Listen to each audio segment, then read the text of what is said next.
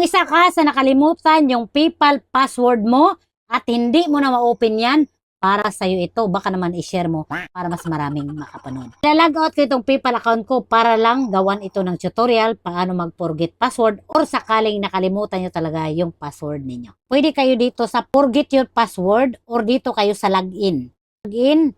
Merong ganyan na instances ha, yung security challenge. I am a robot. So, select the image with cars. So, iselect nyo lang kung ano yung tinuturo dyan, iselect nyo lang. So, pag na-okay na, tap verify. Kailangan nyo dito yung Gmail ng PayPal account ninyo. Kung hindi mo alam, dito ka lang sa forget your email. Lagay nyo yung Gmail ng PayPal account ninyo. Next. Nagsisend siya ng code. Option kayo dito.